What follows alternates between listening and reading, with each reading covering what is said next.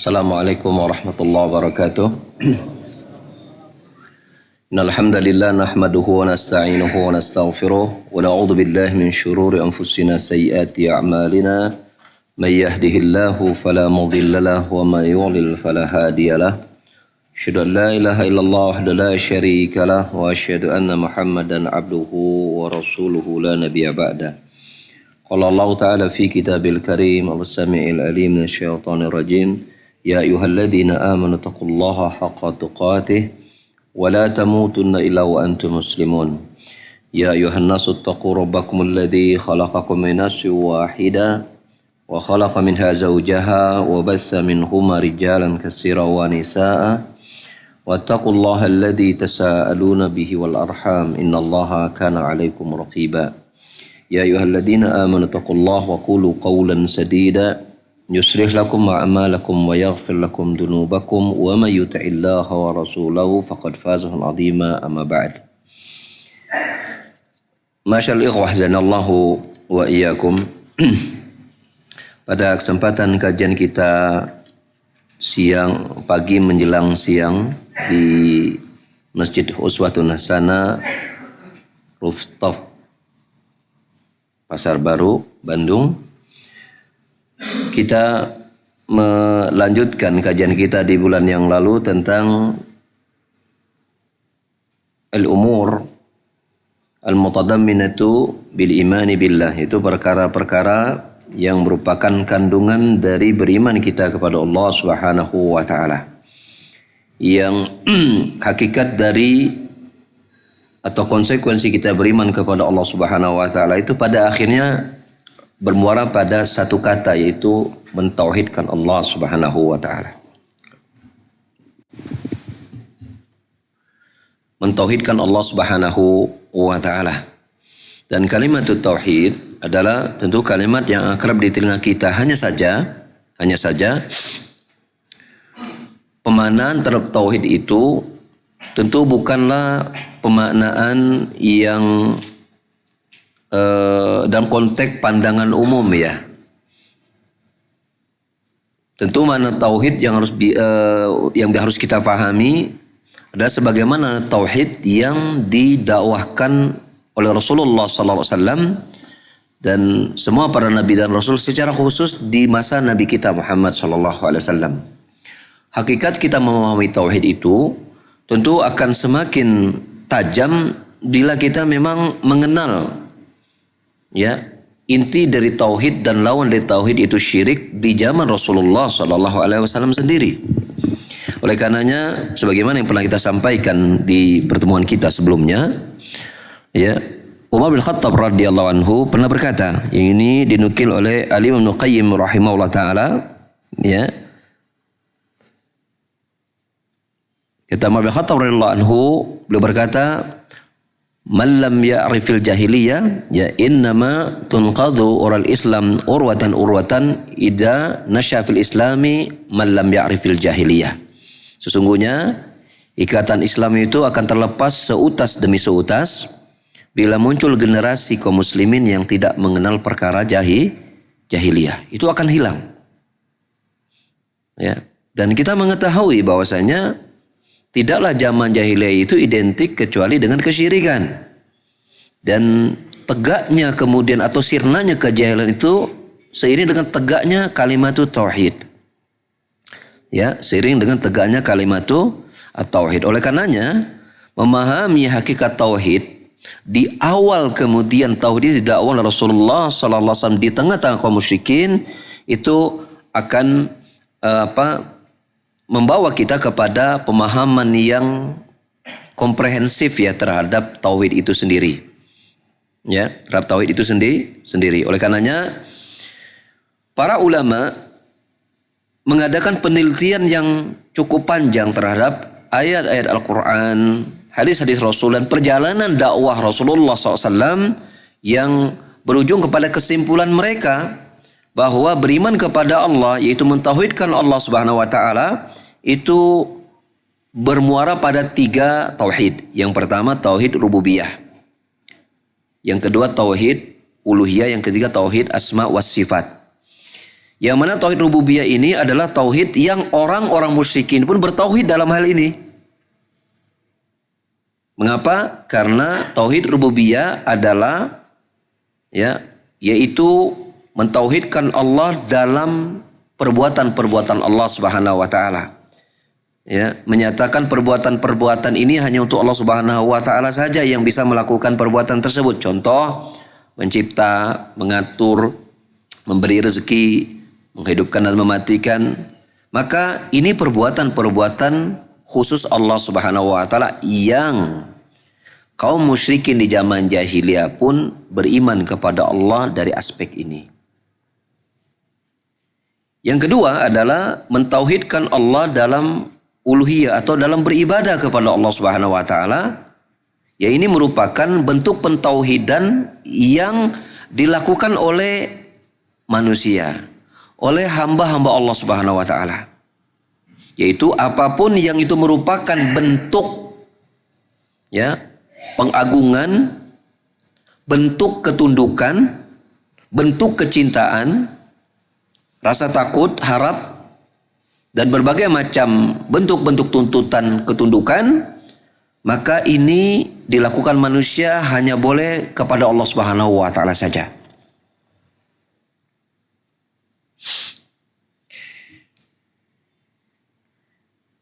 Al-Imam Ibnu Katsir rahimahullah taala ketika menafsirkan surat Al-Baqarah di ayat yang ke-22, ketika Allah Ta'ala berfirman, Ya ayuhan nasu ubudu rabbakumul ladzi khalaqakum wal ladzina min qablikum la'allakum tattaqun alladzi ja'ala lakumul arda firasyan was samaa'a binaa'an wa anzalna as-samaa'a maa'an fa akhrajna minas samarati rizqan lakum fala taj'alu lillahi andada wa antum ta'lamun. Wahai sekalian manusia, beribadalah kepada Rabb kalian yang telah menciptakan kalian dan menciptakan orang-orang sebelum kalian agar kalian bertakwa. Yang mana Rabb kalian itu adalah yang telah menjadikan bumi ini sebagai hamparan, langit sebagai atap, yang dari langit itu Allah turunkan hujan, dari hujan itu tumbuhlah berbagai macam tanaman tumbuhan yang itu menjadi rezeki buat kalian. Oleh karena itu janganlah kalian jadikan tandingan-tandingan untuk Allah dalam keadaan kalian mengetahuinya. Maka berkata Ibnu Katsir rahimahullah taala dalam tafsirnya, beliau berkata, Al-khaliqu li hadzal asya'i huwal mustahiqu lil ibadah. Bahwa pencipta segala sesuatu yang seperti ini, itu menciptakan manusia, yang menciptakan langit dan bumi, yang menciptakan hujan, yang itu merupakan sumber rezeki manusia, dialah satu-satunya yang berhak untuk diibadahi. Oleh karenanya para ulama banyak kemudian menekankan bahwa keyakinan seorang manusia terhadap perbuatan-perbuatan khusus Allah, bahwa Allah itu pencipta dirinya, dia yakin itu adalah Allah, memberikan rezeki, menghidupkan, mematikan, dan seterusnya, maka itu mengharuskan dirinya untuk beribadah kepada Allah Subhanahu wa taala. Mengharuskan dirinya untuk beribadah kepada Allah Subhanahu wa taala. Dan di dalam kitab Al-Usulus Salasah, Syekh Muhammad Syekh Muhammad bin Abdullah bin Sulaiman At-Tamimi itu berkata, kata beliau, min anwa'il ibadati allati amara Allah biha mislu al-islam wal iman wal ihsan wal du'a wal khawf wal raja wal rughbah wal ruhbah wal khasyah wal khusyu' wal isti'anah wal isti'adah wal istighasa wal dhabh wal nadhu ghairu dhalika min syara'il Islam allati amara Allah biha. Faman sarafa syai'an min hadhil ibadah fahuwa musyrikun kafirun.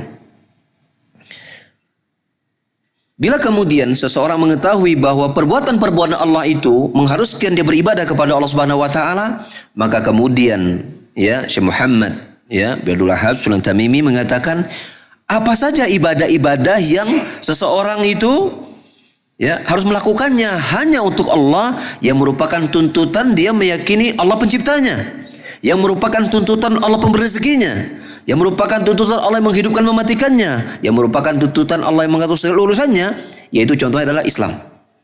Dari rukun-rukun Islamnya. Ini merupakan ibadah ketika seseorang itu bersyahadat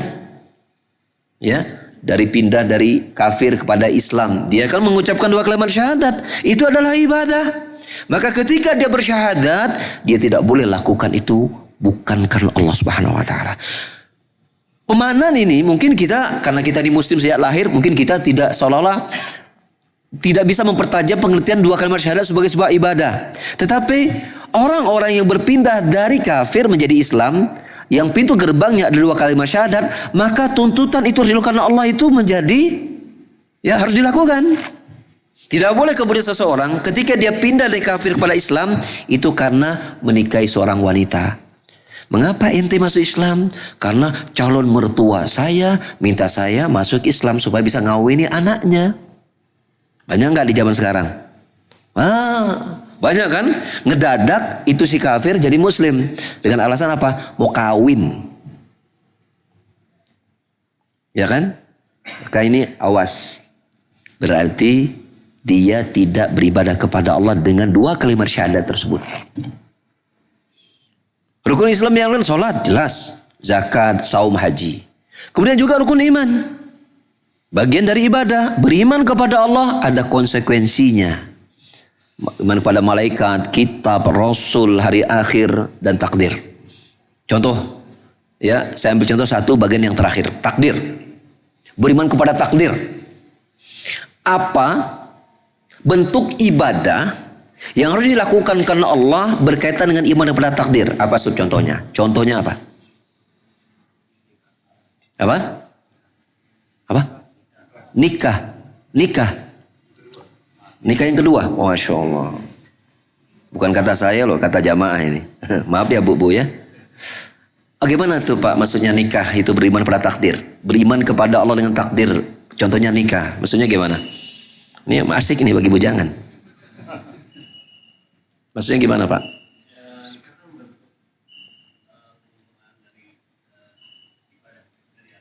Betul. Hubungannya dengan iman pada takdir bagaimana?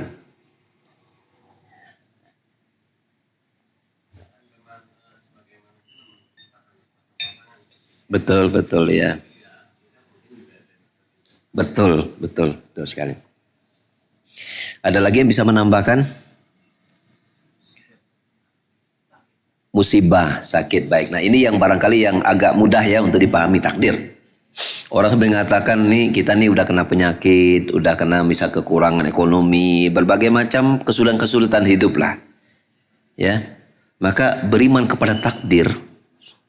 Beriman kepada takdir yang dituntut ketika menghadapi musibah, apa ibadahnya? Ibadahnya apa di situ? Sabar. Jadi bersabar itu ada tuntutan ibadah, tuntutan iman kepada takdir. Maka kita, ketika kita mengetahui bahwa Allah ciptakan kita untuk beribadah, maka dalam kesusahan dan kesulitan kita beribadahlah kita selalu kepada Allah. Apa ibadahnya? Sabar. Sebaliknya ketika kita mendapatkan kelapangan, kesenangan, kemudahan, kebahagiaan, apa tuntutan ibadahnya? Bersyukur. Dan hidup ini akan selalu ada kedua halnya. Seperti yang tadi dikatakan berpasang-pasangan. Di dunia ini kalau tidak senang ya susah. Kalau tidak senang ya susah. Hanya ada satu tempat yang kita akan selalu merasa senang. Di mana itu? Surga. Di mana hanya ada satu tempat yang kita akan selalu susah. Seorang itu yang neraka. Seseorang ya, jangan kita. Kita ingin surga. Seseorang, amin. Neraka. Adapun dunia, susah senang guru kumpul di situ.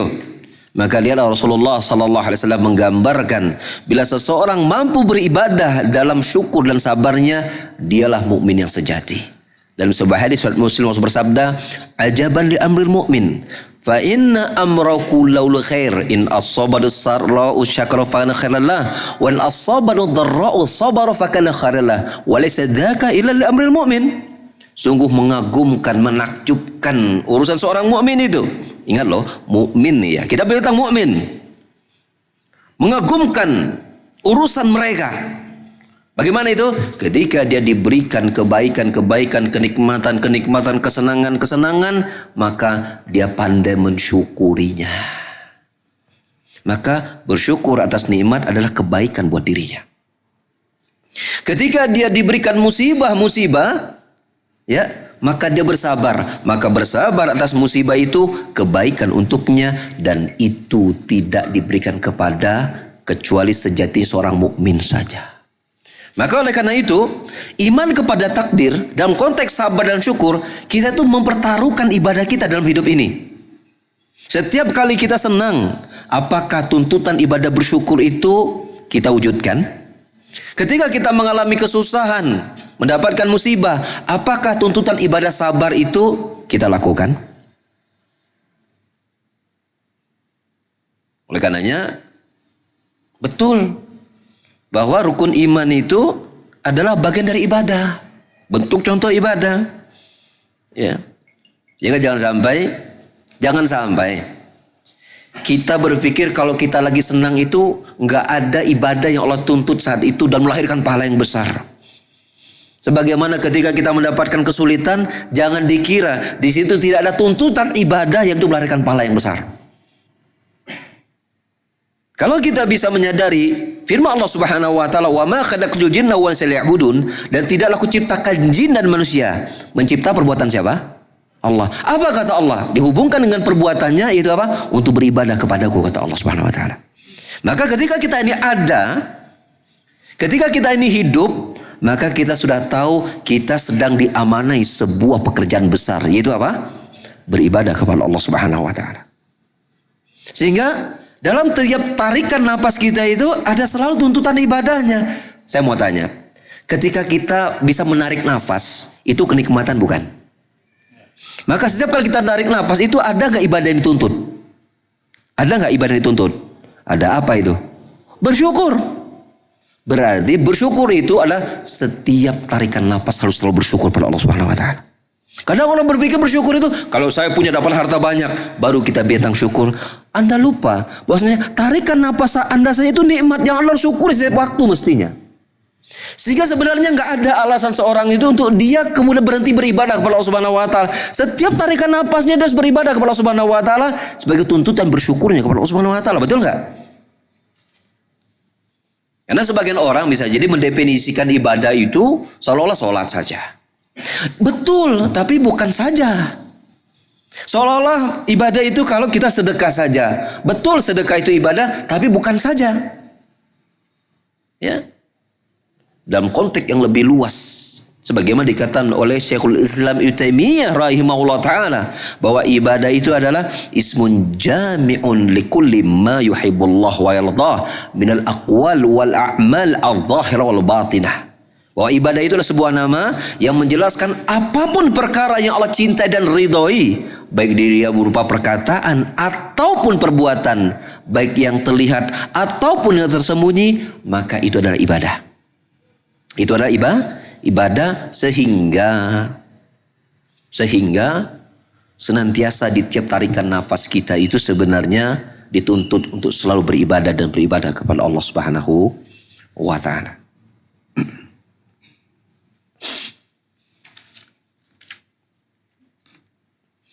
Kemudian Syekh Muhammad berkata berikutnya, di antara bentuk ibadah adalah ihsan, yaitu senantiasa merasa diawasi oleh Allah Subhanahu wa taala.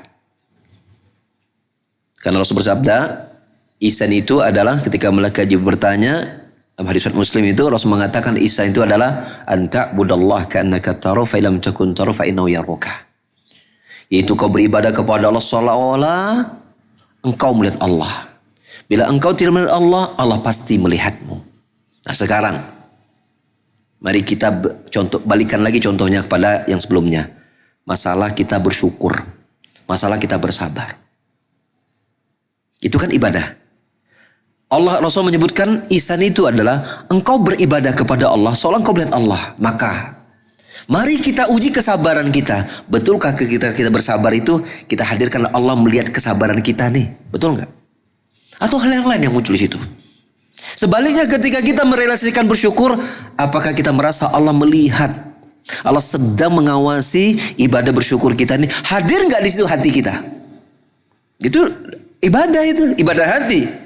Ketika kita bersyukur berupa misal kita gunakan nikmat-nikmat itu untuk mentaati Allah Subhanahu wa taala. Nah, ketika kita mentaati Allah Subhanahu wa taala, apakah hadir Allah sedang mengawasi kita melakukan itu sehingga kita lakukan ikhlas karenanya ataukah yang lain? Ya. Termasuk contoh ibadah adalah berdoa. Ya, jangan sampai seseorang itu berdoa itu meminta itu ya enggak kepada Allah. Ya, tidak kepada Allah. Sebagaimana bentuk ibadah adalah ya rasa harap, rasa takut, tawakal, ya, isti'anah minta tolong, ya, isti'adah minta perlindungan, istighosah, ya, minta dihilangkan musibah. Ya, ketika kita bernadar, menyembelih, itu ibadah dan tidak boleh diberikan pesan Allah Subhanahu wa taala. Saya ingin memberikan sebuah amalan-amalan teknis yang ini kalau kalimat ini, kalau kita perhatikan ringkas seolah-olah belum tajam. Saya akan berikan begini. Kita dalam hidup di dunia ini pernah nggak muncul rasa harapan-harapan? Bukan pernah lagi, selalu. Sebaliknya, rasa takut pernah nggak muncul dalam diri kita? Contohnya apa rasa takutnya, Pak Saiful? Takut terhadap apa? Takut nggak laku misalnya, ada gitu ya? Takut miskin, takut susah, baik. Takut nggak dapat jodoh, takut dagangannya nggak laku, takut macam-macam ada. Sekarang para ulama merinci rasa takut. Ada yang takut merupakan ibadah. Ya, ada takut yang merupakan tabiat. Seperti takut pada ular, itu tabiat. Ada juga takut yang sebenarnya dia dibuat-buat. Ya, takut waham namanya itu. Seperti takut sama bayangan sendiri. Itu kan takut yang dimunculkan peran sebelahnya nggak boleh takut sama bayangan sendiri kok takut gitu. Tapi ada. Ya, sebagaimana rasa harap itu penulis menyebutkan di antara bentuk ibadah rasa harap, rasa takut, isti'anah, minta tolong. Itu ibadah. Pernah nggak kita minta tolong? Sering. Minta tolong sama istri, minta tolong segala macam. Maka dari semua rasa-rasa hati kita itu ingat ada pertaruhan ibadah di situ. Ketika kita muncul rasa takut. Hati kita itu sedang diuji itu. Rasa takut ada itu. Kita sedang diuji itu. Bisa nggak kita mengendalikan rasa takut kita. Kemudian itu merupakan ibadah pada Allah Subhanahu wa taala. Sebaliknya kita muncul rasa harap. Bisa nggak harapan kita itu merupakan bentuk ibadah yang Allah tuntut. Contoh misal. Seseorang yang kemudian takut misalnya takut miskin. Wajar tidak? Wajar. Tetapi kemudian takut miskinnya membawanya kemudian tidak bertawakal kepada Allah Subhanahu wa taala, tidak menyandarkan rezekinya hanya kepada Allah, maka rasa takutnya itu mempertaruhkan ibadahnya. Paham enggak? Ada orang yang kemudian rasa takutnya kepada kemiskinan, dia bergantung kepada hartanya, bergantung pada jabatannya. Saya ini jabatan saya sudah strategis, harta saya sudah banyak. Apa yang saya tahu pada kemiskinan nggak mungkin terjadi. Kita mengatakan yang dia takuti itu kemudian seolah-olah hilang. Karena apa dia takut berupa kemiskinan tadi, karena dia udah memiliki harta sekarang, dia udah memiliki jabatan strategi sekarang, maka sebenarnya dia gagal mengendalikan rasa takutnya apa? Dia gagal ketika dia tidak bergantung kepada Allah. Dia bergantung hatinya kepada apa? Kepada harta yang sudah dia miliki, dia bergantung kepada posisi yang sedang dia duduki. Maka dia gagal dalam tawakalnya kepada Allah Subhanahu wa taala. Lihat lompatan-lompatan hatinya itu loh. Dari rasa takut berujung kepada kegagalan tawakal kepada Allah Subhanahu wa taala. Betul, rasa takutnya pada kefakiran, kemiskinan, ya, itu seolah-olah hilang. Tetapi bukan berganti dengan rasa aman karena bertawakal kepada Allah, tapi bertawakal kepada harta yang dia miliki, jabatan yang dia duduki. maka dia gagal dalam beribadahnya kepada Allah Subhanahu wa taala. Sedalam itulah tauhid. Sedalam itulah kemudian harus kita paham kenapa Allah menciptakan kita untuk beribadah kepadanya. Sedalam itu. Maka perhatikan hati kita. Sebagaimana saya mengatakan, hidup ini selalu ada susah dan senang. Ketika susah itu kita sedang diuji. Tetapkah kita beribadah kepada Allah Subhanahu wa taala sebagaimana ketika kita senang? Kita sedang diuji, tetapkah kita beribadah kepada Allah? Ketika kita berharap, ketika kita minta tolong, ketika kita takut, ketika kita macam-macam. Maka bingkailah hidup kita, hati kita terutama itu pada pusat ibadah, yaitu apa? Tawakal kepada Allah Subhanahu wa taala. Bingkai kepada suatu pusat ibadah yang tertinggi adalah bertawakal kepada Allah Subhanahu wa taala. Karena Allah menjamin dengan modal tawakal yang jujur, Allah memberikan jaminan pada kebahagiaan kita.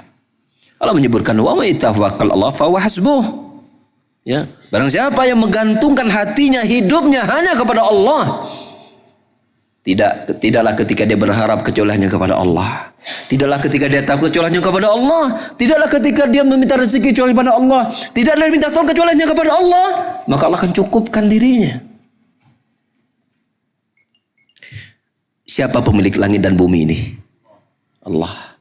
Maka bergantunglah kepada pemilik langit dan bumi ini yang hartanya, rezekinya itu gak pernah habis-habis. Apa yang kita takutkan?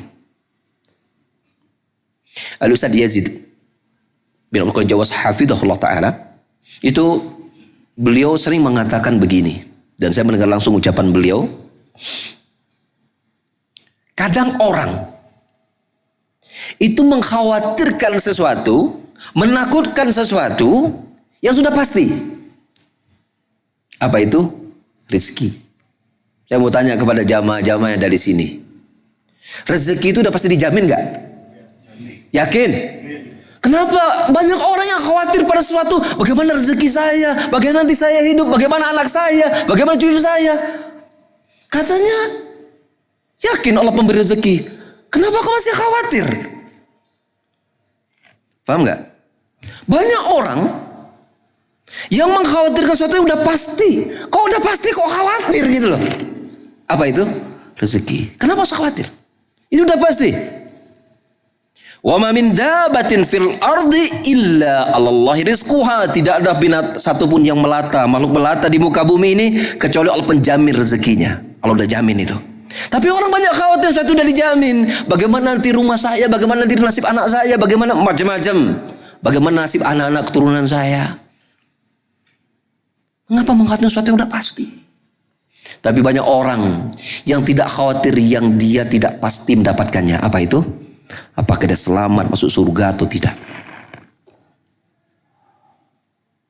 Makanya banyak orang yang kemudian fokus kepada, inilah kesalahan mereka. Paradigma berpikirnya itu salah. Memikirkan tentang dunia yang rezeki itu udah pasti. Dan dia bergantung pada dunia itu. Sementara ya, pada itu sudah dijamin oleh Allah Subhanahu wa taala, sementara dia tidak mempersiapkan bekalnya untuk sesuatu yang dia tidak pasti bisa selamat. Makanya Rasulullah sallallahu alaihi wasallam memberikan kabar gembira kepada orang-orang yang menjadikan akhiratnya itu sebagai tujuan utamanya dan memberikan kerugian pada orang-orang yang menjadikan dunia sebagai tujuan utamanya.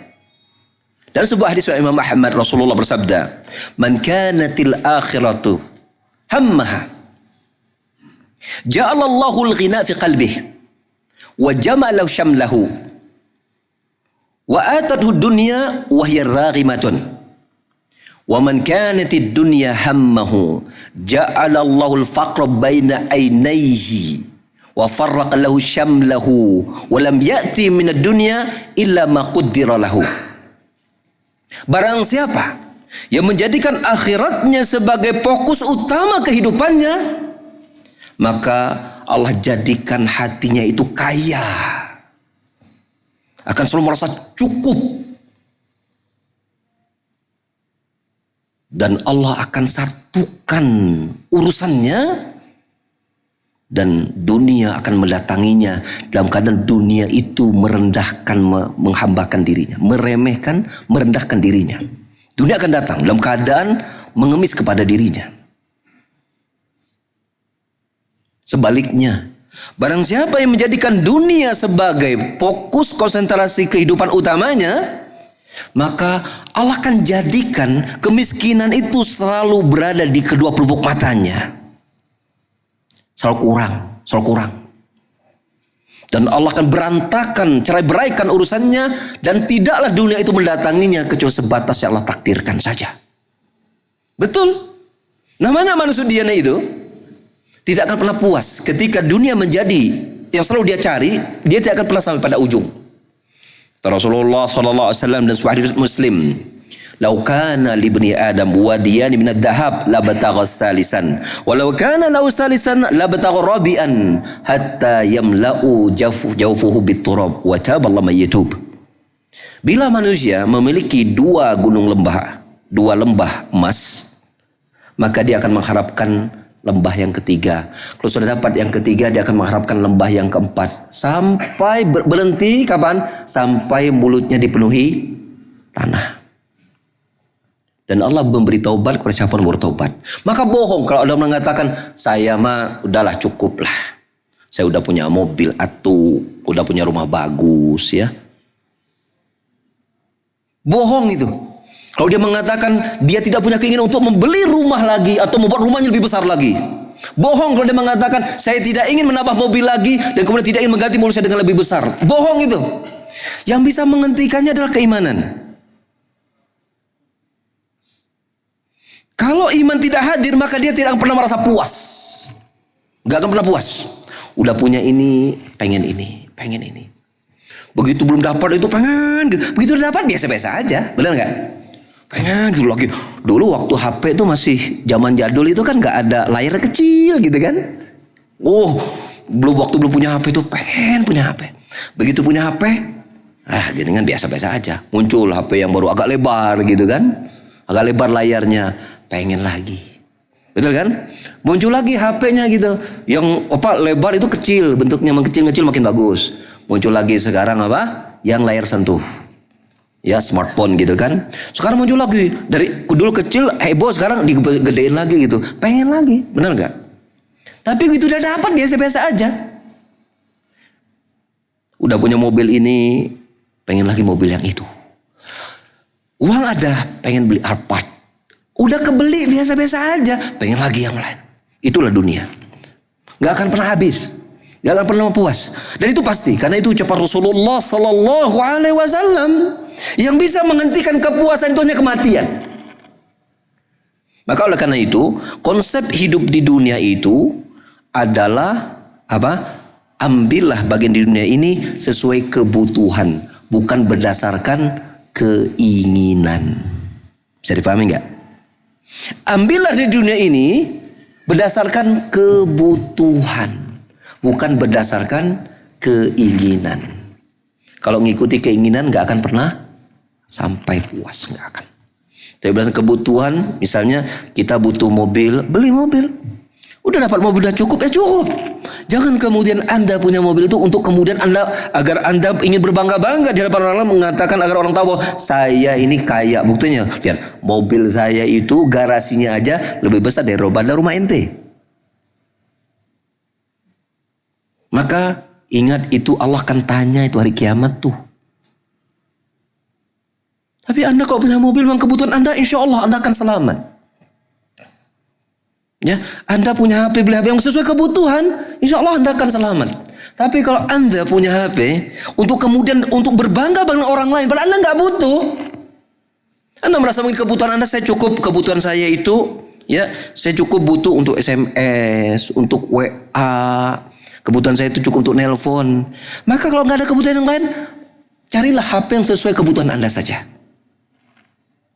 Kalau Anda nggak butuh yang lain, ya jangan. Kadang ada orang itu sengaja beli HP yang mahal-mahal apa? Agar bisa gamenya banyak. Waktunya dihabiskan berjam-jam untuk main game. Biar dia bisa meningkatkan lagi pada level berikutnya. Ada loh sampai candu itu. Saya kira kayak model kemarin virus Pokemon Go gitu ya. Itu kan booming dan Masya Allah. Dan itu akan selalu ada orang-orang yang begitu. Nah maka dia tertipu dengan dunianya. Ya. Nah oleh karena itu, jadikan kehidupan kita ini untuk selalu bahwa kita ini harus beribadah selalu kepada Allah Subhanahu wa taala dan menjadikan akhirat itu sebagai tujuan utama kita. Maka insya Allah kita akan kaya. Pasti kaya. Orang yang kalau udah mikirnya akhirat, udah mikirnya mati, itu orang kaya sudah. Ya, laisal ghina bi kasratil arad, innamal ghina ghinaul qalbi atau ghinaun nafs. Bukanlah kaya itu seorang memiliki harta yang banyak, bukan. Tapi kaya itu ketika seseorang hatinya merasa cukup. Itulah kekayaan. Sejatinya kaya itu seperti itu. Ya. Sehingga orang yang hidupnya adalah akhirat, itu insya Allah di antara ketenangan orang hidupnya memikirkan akhirat, itu hasad itu nggak ada. Lihat orang, misalnya dia punya HP gini, ada orang HP-nya lebih bagus, dia nggak ada hasad itu. Karena dia tahu bahwa saya ini udah cukup, ini kebutuhan saya. Ya, kepada orang yang lebih daripada itu, ya mungkin dia lebih butuh itu. Ya saya nggak butuh, maka nggak ada hasad. Allah cabut hatinya dari hasad. Orang yang nggak ada hasad itu orang yang merdeka. Orang yang nggak ada hasad, nggak ada iri sama orang itu merdeka dia hidupnya. Dia nggak dituntut harus sama dengan orang lain. Tenang, dia jalan di situ dengan ketenangan sesuai kebutuhannya. Merdeka hidupnya. Itulah buah manis orang-orang yang ya beriman kepada hari akhir, yang membawa dia ya untuk benar dalam mensikapi dunianya. Baik, sekarang kita pindah kepada tauhid yang ketiga. Setelah tadi tauhid rububiyah dan tauhid ibadah, ya, dan kita cerita untuk beribadah Allah Subhanahu wa taala, yaitu yang ketiga adalah tauhidul asma'i was sifat, yaitu tauhid asma was sifat. Yang mentauhidkan Allah dalam nama dan sifatnya. Dan ini kembali kita mengatakan kan ini bagian dari beriman kepada Allah Subhanahu wa taala, berarti wajib kita untuk mempelajari nama dan sifat Allah Subhanahu wa taala. Kan ini kandungan beriman.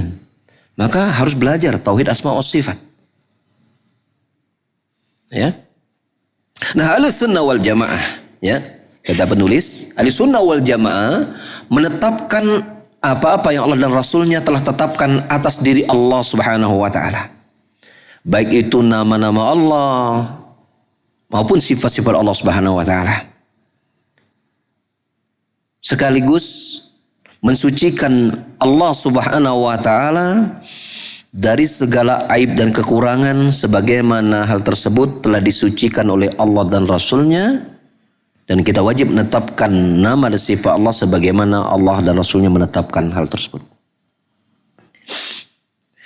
Al-Walid bin Muslim pernah bertanya kepada Imam Malik bin Anas, Al-Auza'i, Al-Lais bin Sa'ad dan Sufyan Ats-Tsauri. Ya, ini ulama-ulama dalam satu generasi mereka. Ya. Tentang berita yang datang mengenai sifat-sifat Allah Subhanahu wa taala. Ini zaman tabi'in. Ya, atau di awal tahun tabi'ut tabi'in. Mereka semua menjawab ketika datang berita tentang sifat Allah Subhanahu wa taala, maka jawaban mereka adalah amirruha kama jad bila kaif. Perlakukanlah sifat-sifat Allah tersebut secara apa adanya dan janganlah engkau persoalkan, yaitu jangan engkau tanyakan tentang bagaimana sifat tersebut. Al-Imam Syafi'i rahimahullah taala dia berkata, yang ini ada dalam kitab Lumatul I'tiqad, ditulis oleh Al-Imam Qudam Al-Maqdisi,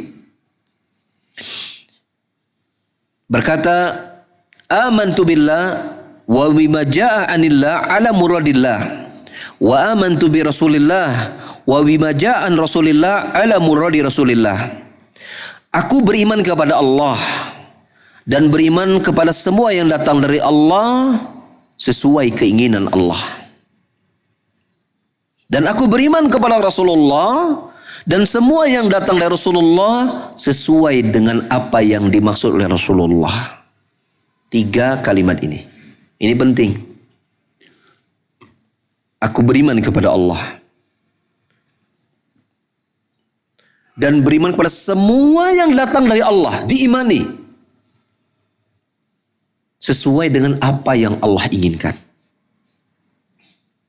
Jadi apa yang datang dari Allah, maka Imam pun Syafi'i beriman apa yang Allah inginkan dari firman-Nya itu, Imam Syafi'i imani.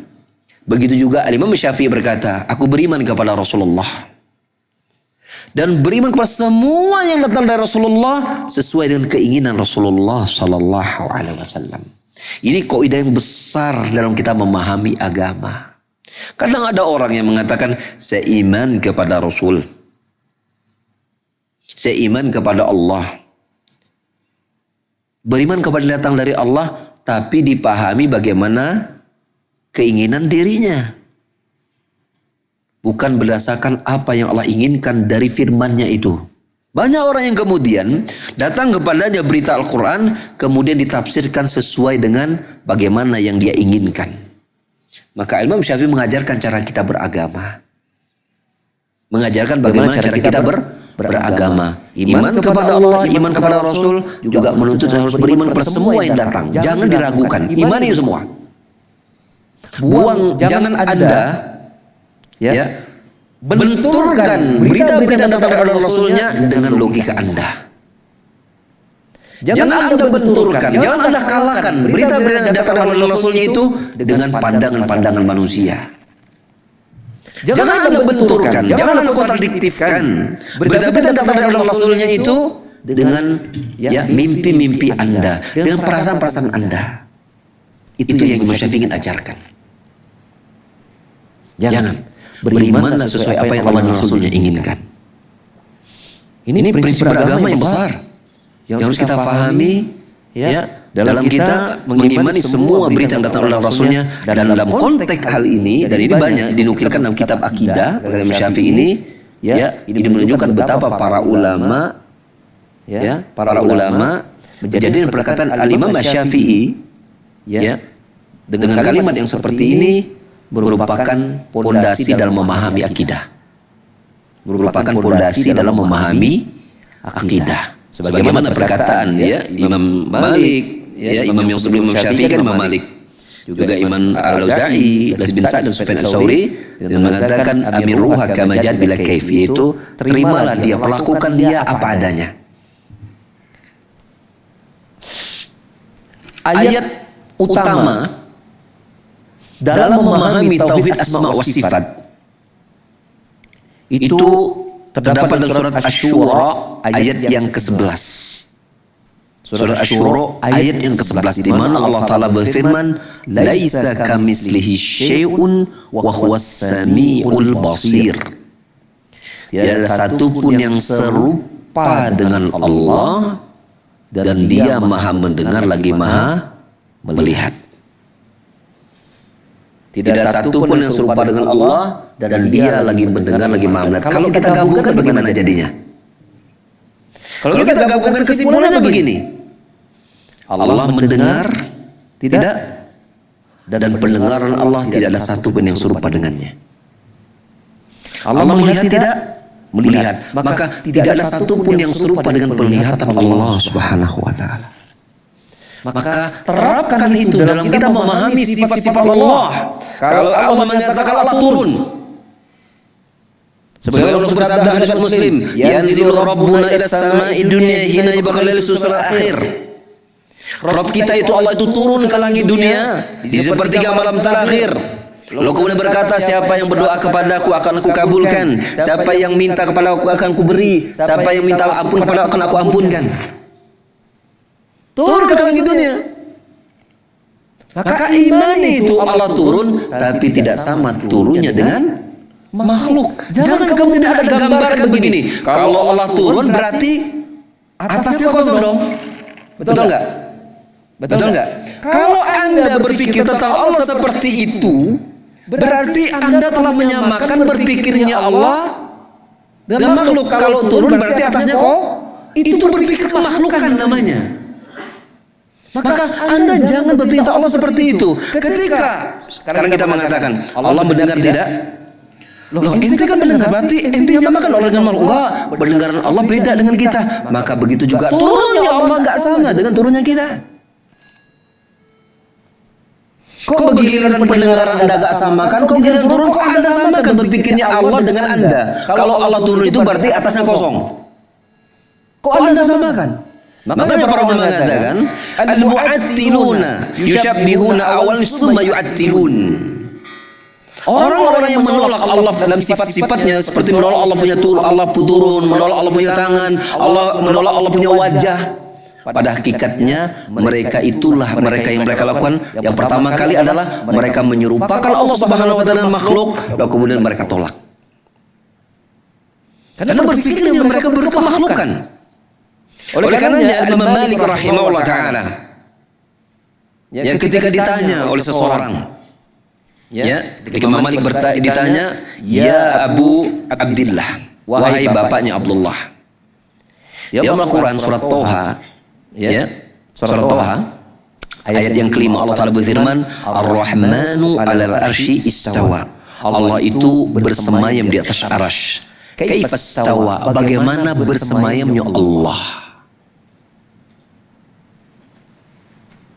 Maka kemudian Imam Malik berkata, al-istiwa'u ma'lumun wal kaifu ghairu ma'lumin wal imanu bi wajibun was su'alu anhu bid'atun. Beristiwa, bersemayam, maklum, ma'ruf, kita ketahui. Tapi bagaimana beristiwanya Allah kita tidak tahu. Hakikat istiwanya kita nggak tahu. Dan mengimaninya wajib, dan bertanya tentang hal itu, tentang hakikat itu, maka ini perkara yang baru dalam agama. Maka kemudian Imam Malik menyuruh orang bertanya itu dikeluarkan dari majelisnya. Dan kita tahu Imam Malik ini adalah ulama yang hidup di generasi akhir tabi'in dan merupakan imam Masjid Nabawi. Berarti masa hidupnya dengan sahabat jauh apa dekat? Dekat. Berarti itulah imannya sahabat. Dalam mengimani sifat-sifat Allah Subhanahu wa taala. Itulah imannya sahabat. Karena dekat, Imam Malik dekat dengan generasi sahabat. Maka dan tinggalnya di Madinah. Rasulullah wafatnya di Madinah. Para sahabat tinggalnya banyak di Madinah. Maka itulah imannya Rasulullah sallallahu alaihi wasallam.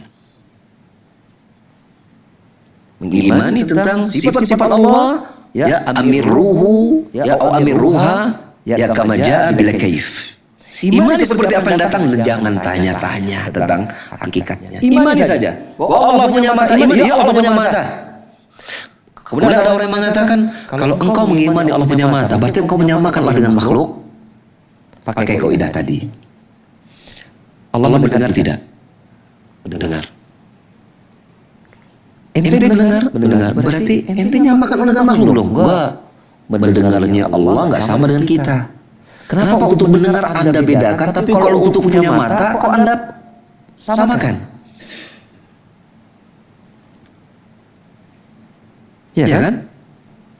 Makanya Syekhul Taimiyah berkata, al-kalamu fi dzat, al-kalamu fi sifat far'un min al-kalami fi sifat. Min al-kalam far'un min kalami fi dzat. Berbicara tentang sifat Allah Subhanahu wa taala ini merupakan cabang pembicaraan tentang zat Allah Subhanahu wa taala. Artinya begini, kalau kita beriman bahwa Allah itu berzat, Allah itu ada, maka sifat-sifat Allah itu merupakan cabang dari kita berbicara tentang Allah itu ada. Kata ada itu, Allah itu sudah ada sebelum kata ada itu ada. Memang enggak? Allah itu sudah ada sebelum kata ada itu ada. Nah, kalau kita sekarang ada itu makhluk tidak? Kata ada makhluk.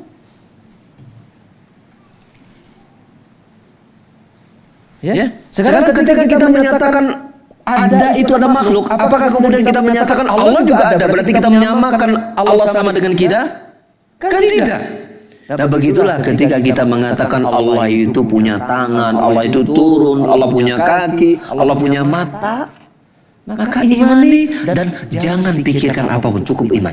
Gak boleh kita bayangkan, gak boleh kita gambarkan, gak boleh kita samakan, ya. Tapi ketika kita menetapkan itu, tapi ketika kita menghindari kesamaan, berarti kita juga tidak boleh menolak. Maka terima itu. Prinsipnya begini. Terima itu, imani itu, jangan ditolak. Dan ketika menerimanya, jangan samakan dengan makhluk. Itu konsep kita beriman kepada tauhid asma wa sifat. Mungkin ada orang bertanya, mengapa kok sampai dibahas seperti itu?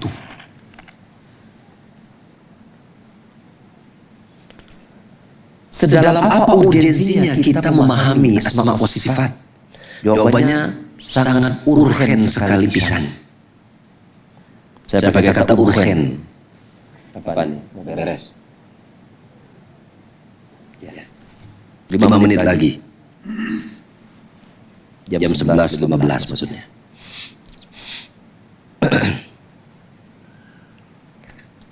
Yang pertama, antum perhatikan. Dari ujung sampai ke ujung itu, nama dan sifat Allah dibicarakan terus oleh Allah Subhanahu wa taala sendiri. Mulai dari Al-Fatihah, Ar-Rahman, kan nama dan sifat Allah itu, Ar-Rahim. Lihat sampai An-Nas itu, ya. Qul a'udzu bi rabbin nas, malikin nas. Di ujung ke ujung. Dan Allah enggak mungkin membicarakan itu dan apalagi berulang-ulang Al-Qur'an. Lalu kemudian kita mengatakan itu enggak penting. Ya? Aneh kan? Enggak mungkin Allah mengulang-ulangnya. Kita sebutkan ketika Allah membicarakan Allah mengatakan innahu samiun alim, ghafurur rahim. Tidak nyata pada Al-Qur'an Allah berulang mengatakan begitu. Bagaimana kemudian kita mengatakan enggak penting? Allah mengulang-ulang dalam Al-Qur'an berulang-ulang. Ratusan, mungkin ribuan kali tentang nama-nama dan sifatnya. Berarti kan ada tujuan. Apatah lagi kalau antum perhatikan di akhir surat At-Tolaq tuh ayat yang ke-12. Allah bahkan memberikan tujuan Allah menciptakan langit dan bumi. At-Tolaq ke-12 Allah firman, Allahul ladzi khalaqa sab'a samawati wa mal ardi mislahunna yatanazzalu al-amru bainahum lita'lamu anna Allaha ala kulli syai'in qadir wa anna Allaha qad ahata bi kulli syai'in ilma.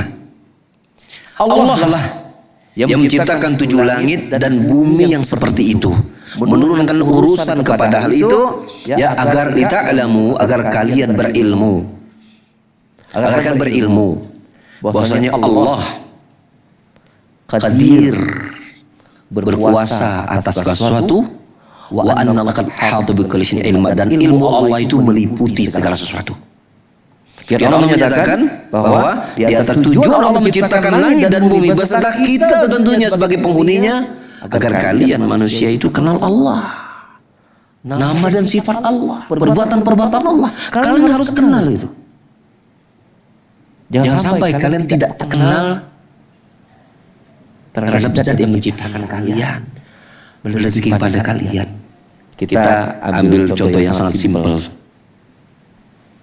Ini ya kalau bisa besar sekarang ini, kenapa kok bisa besar? Jadi dikasih makan lah, kan begitu ya.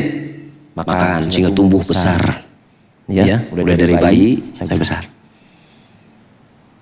Siapa yang udah membesarkan ente? Oh, enggak ada, saya besarkan sendiri. Kira-kira apa doa orang tuanya kepada anak ini? Dan durhaka, benar enggak? Orang enggak pandai berterima kasih. Itu baru membesarkan orang tua. Ini Allah itu yang membuat kita tuh ada yang tadinya enggak ada. Kemudian kita mengatakan, saya enggak tahu siapa yang menciptakan saya. Saya enggak kenal siapa yang memberi rezeki saya. Kita enggak mengenalnya. Maka tentu ini patut dipertanyakan. Bagaimana bentuk kita berterima kasih kepada zat yang menciptakan dan seterusnya. Yang kedua, mengapa perkara-perkara sangat penting mempelajari tentang asma sifat. Nanti kita insya Allah pada mudah-mudahan kalau kita ketemu lagi Kamis depan ya, kita akan bicara tentang kaidah-kaidah tentang sifat-sifat Allah Subhanahu wa taala. Agar kita punya ilmu tentang bagaimana beriman pada tauhid asma sifat. Kenapa ini penting? Karena sebagaimana tadi para ulama membicarakannya. Ya, para ulama membicarakannya dari masa ke masa. Dan tidaklah mereka membicarakannya kecuali itu dibutuhkan oleh umat. Karena ulama adalah pewaris para nabi. Al-ulama warasatul anbiya wa al-anbiya lam yarisu dinaran wala dirhaman. Ya, innama warasul ilma faman khadha faqad akhadha bihadin wafirin. Sesungguhnya ulama itu pewaris para nabi, dan para nabi tidaklah mewariskan dinar dan dirham, tapi mereka mewariskan ilmu. Maka barang siapa yang mengambil warisan tersebut, sungguh dia telah mendapat bagian yang sangat besar. Maka ketika para ulama terus membicarakannya dari masa ke masa, berarti itu dibutuhkan oleh umat. Dan dari sisi dua sisi minimal, kita melihat betapa pentingnya kita mempelajari tauhid asma wa sifat, bagian dari tuntutan iman kita kepada Allah Subhanahu wa taala. Ya, saya cukupkan sampai di situ dulu ya, sampai jam 11.15. Ya, kalau di saya jam 11.14 lewat sekian detik. Dan insyaallah kita sisakan waktu sampai 11.25 ya. Ya 10 menit lagi karena adzan ini jam 11.35 ya. Jadi kita persiapan 10 menit sebelum adzan. Ya kita punya waktu 10 menit saja ini untuk tanya jawab ya. Bagaimana korelasinya? Ini ada pertanyaan ini ya, Masya Allah, barakallahu. Bagaimana korelasinya antara korelasi hubungan ya? Bagaimana hubungan antara rezeki yang sudah pasti tersebut dengan usaha mendapatkan rezeki tersebut? Apakah sikap yang mesti kita lakukan terhadap dua hal tersebut? Baik. Saya akan jawab dulu. Kalau surga atau nerakanya kita ini sudah tercatat belum? 50.000 tahun sebelum Allah menciptakan langit dan bumi, itu sampai hari kiamat Allah sudah catat keadaan hamba-hambanya. Lalu surga nerakanya. Kita ini dengan kita berkumpul di sini, dengan duduk di sini, surga nerakanya kita itu sudah tertulis 50.000 tahun sebelum Allah menciptakan langit dan bumi. Sudah tertulis di dalam kitab Lauhul Mahfuz. Maka para sahabat bertanya Rasulullah, ya Rasulullah, kalau begitu kita natakilillah kitab wa natukul amal, kalau begitu kita bersandar kepada kitab catatan tersebut, kemudian kita meninggalkan amal. Apa jawab Rasul? Tidak. Ya. Tidak. I'malu fakulun muyassarun lima khuliqa lahu. Tidak. Beramal kalian karena kalian nanti akan dimudahkan dengan apa dia ditakdirkan. Bila seseorang itu ditakdirkan dia menjadi orang yang bahagia, maka akan dimudahkan dia untuk melakukan amalan-amalan orang yang bahagia. Sebaliknya, bila dia ditakdirkan, dicatatkan menjadi orang yang sengsara, maka dia akan dimudahkan untuk beramal amalan orang yang sengsara. Maksudnya begini, bila seseorang itu memang ditakdirkan tulisannya surga untuk si fulan,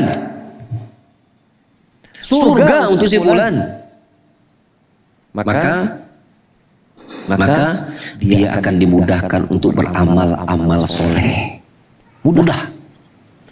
Bila ternyata si fulan ditetapkan dia ini neraka, maka dia akan dimudahkan untuk beramal salah. Jadi kemaksiatan itu cepat dia lakukan, tapi kalau amal kebaikan itu lambat, super lelet. Susah. Diajak ngaji susah. Diajak sholat susah. Tapi kalau iliran hura-hura maksiat cepat. Itu bisa jadi alamat tuh orang neraka bagiannya. Tapi orang yang kemudian dicatatkan surga, kebaikan itu mudah baginya. Dia orangnya mudah sholat, mudah ibadah, mudah sedekah, mudah baca Quran. Pokoknya berkaitan kebaikan yang mudah. Insya Allah itu alamat Allah takdirkan dia surga. Di sini Rasulullah SAW menghubungkan antara kemudahan rezeki, termasuk surga itu dikaitkan dengan kemudahan beramal. Begitu pula tentang definisi tawakal. Dalam sebuah hadis riwayat Tirmidzi, Rasulullah bersabda tentang rezeki ini. Ya. Kalau kita tahu bahwa rezeki sudah pasti, kemudian apakah kita bersandar kepada Allah rezeki? Jawabannya iya. Tetapi apakah kita meninggalkan usaha? Jawabannya begini. Dalam sebuah hadis riwayat Tirmidzi Rasulullah bersabda, "Lau annakum tatawakkaluna 'ala Allahi haqqa tawakkuli la razaqakumullah kama yarzuqut tayra yaghdu himasan wa yaruhu bitanan." Kalau seandainya, perhatikan dulu kita, ini tentang kita mengartikan tawakal. Ya, kita tawakal kepada Allah rezeki kita.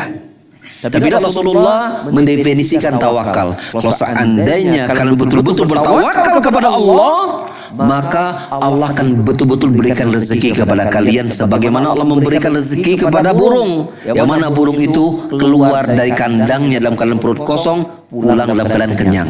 Paham itu maksudnya? Artinya tidaklah burung itu kemudian dia diam tetap tinggal di sangkarnya sampai nanti Allah bekal udah jamin rezeki, tidak. Burung tetap berusaha. Disitulah makna tawakal. Kita tahu rezeki udah pasti, tapi tetap harus dicari. Kita tahu jodoh udah ditakdirkan, tetap jodoh harus dicari. Kita jalan aja kalau emang udah jodoh mah gampang. Enggak, tetap harus dicari, diusahakan. Ya. Sebagaimana rezeki harus tetap dicari. Karena Rasulullah menyatakan itulah bentuk tawakalnya yang benar. Kalau engkau beriman kepada Allah betul-betul mencari rezeki, maka engkau harus mencarinya. Itu bentuk beriman kepada Allah tentang rezeki. Bukan kemudian ketika kita mengatakan rezeki udah pasti, tapi kemudian kita tidak mencarinya, tidak. Yang salah adalah begini, sudah dicari, udah dapat, masih tetap khawatir tentang rezekinya. Mestinya adalah kita sudah cari, kita udah maksimal dan dapat, maka syukurilah. Untuk yang ke depan kita nggak usah khawatir. Ke depan nanti kita cari lagi. Kan begitu. Benar nggak? Ke depan nanti kita cari lagi. Contoh yang sangat sederhana lah. Kita ini Indonesia, dulunya negeri agraris ya. Sawah di mana-mana, rata-rata pencarian utama Indonesia itu petani. Benar nggak? Betul nggak? Yang pedagang, yang kantor itu persentasenya kecil. Dan kalau kita bilang tentang pertanian itu sangat ngandalin apa? Hujan. Betul kan? Di Indonesia ini kan kalau dulu kan gak ada teknologi irigasi, ngandalkan hujan. Alhamdulillah sampai sekarang kita ada. Nenek kita itu yang dulu tuh itu masih hidup, makanya kita ada. Tetapi hidup mereka sebagai petani. Betul kan? Tetapi hidup mereka sebagai petani. Mereka sudah bekerja, kan kalau sudah ditandur, udah nanam bibit, selebihnya kan tinggal tawakal kan. Dia sudah berusaha, dan Allah berikan rezeki buat mereka. Memang ada gagal panen, tetapi ketika profesi seorang itu adalah petani, gagal panen itu bisa dihitung. Allah nggak mungkin menjadikan setiap kali itu tuh gagal sehingga dia mati, sehingga dia nggak dapat pencarian segala macam. Itu nggak mungkin Allah lakukan. Nggak mungkin. Maka pada hari ini kita dengan pekerjaan kita jalani saja. Jalani saja, lakukan dengan penuh amanah, lakukan dengan penuh kejujuran, cari rezeki yang halal, selebihnya cukupkan diri Anda dengan rezeki Allah Subhanahu wa taala. Selesai. Enggak usah lagi khawatir, entar gimana? Enggak usah. Itu bentuk korelasi meyakini Allah pemberi rezeki dengan kita mencarinya, selebihnya salahkan kepada Allah Subhanahu wa taala. Ada bahasa kita itu begini, kita hanya wajib berusaha, Allah yang menentukan. Itulah cara beriman kepada rezeki Allah Subhanahu wa taala. Pokoknya cari, berusaha, sudah. Berhenti sampai di situ. Enggak usah lagi ada muncul rasa khawatir, enggak usah. Dapat, kumpulkan, tabung, usaha. Bagaimana kalau saya nabungnya ternyata keburu mati? Ya, anak ntar nanti belum sekolah, anak macam. Ente ini emang, ente aja rezeki, ente saja Allah yang ngasih. Sehingga ente bisa nabung. Kalau ente mati itu, apakah kira anak si ente itu Allah akan terlantarkan? Gak mungkin. Serahkan sama Allah. Kita hanya berusaha untuk menjadi suami, bapak yang bertanggung jawab mencari nafkah. Selebihnya kembali kepada Allah Subhanahu wa taala. Anak saya banyak Ustaz. Saya kerjaan saya belum mapan. Saya bekerja, saya tidak punya pekerjaan tetap, tapi saya tetap bekerja Ustaz. Nah, gitu kan? Saya memang tidak punya pekerjaan tetap, tapi saya tetap bekerja. Anak saya banyak. Ntar kalau saya mati gimana Ustaz? Ente gak usah khawatir. Ente aja rezeki ente sekarang ini dengan ente Allah yang ngasih kok. Kalau ente mati, gak mungkin Allah kejadikan anak ente itu mati. Allah nggak berezeki, nggak mungkin. Serahkan semua kepada Allah. Kewajiban ente adalah bekerja, mencari nafkah, kemudian mendidik mereka dengan pendidikan yang baik. Selebihnya kembali kepada Allah Subhanahu Wa Taala. Maka jangan khawatir tentang anak-anak istri ente. Ya, paling juga kalau ente mati, istri ente kawin lagi, paling kan selesai. Iya, betul kan? Selesai. Berarti itu rezeki istri ente dan anak ente. Allah gantikan ya orang yang lain yang mendusta tanggung jawab ente. Alhamdulillah. Serahkan sama Allah. Selesai. Jadi antum jangan buat wasiat. Kalau nanti saya kawin, mati, kamu jangan kawin lagi ya. Ini wasiat nggak syar'i itu. Oh iya, silakan Pak. Last question ya, pertanyaan terakhir. Iya. Saya ini kan lagi dagang. Betul. Jualan. Ada teman yang ngajakin kerjasama. Kerjasama dalam konteks memakan. Betul. Dalam kerjasama itu kemarin kesepakatan belum terjadi kesepakatan karena jangka waktunya hanya 1 tahun. Iya. Hanya 1 tahun. Nah, modal yang saya keluarkan dalam 1 tahun itu berkisar dalam 220 juta. Iya. Ya. Nah, konteks di sini saya punya pertimbangan dan punya pemikiran. Nah, apakah karena estimasi yang saya catat sendiri itu modal dan keuntungan itu tidak seimbang. Tidak seimbang. Jadi gede di modal daripada untung. Betul. Apakah pertimbangan dan pemikiran saya itu kegagalan dalam beribadah atau tidak yakin dalam tidak yakin kepada rezeki Allah? Itu aja pertanyaan saya. Ya baik, Masya Allah ya, barakallahu fikum. Jawabannya tidak. Karena itu aspek keduniaan yang bisa kita nilai. Jadi enggak juga kemudian kalau kita yakin Allah pemberi rezeki, lalu kemudian kita ceroboh, itu enggak boleh. Enggak boleh.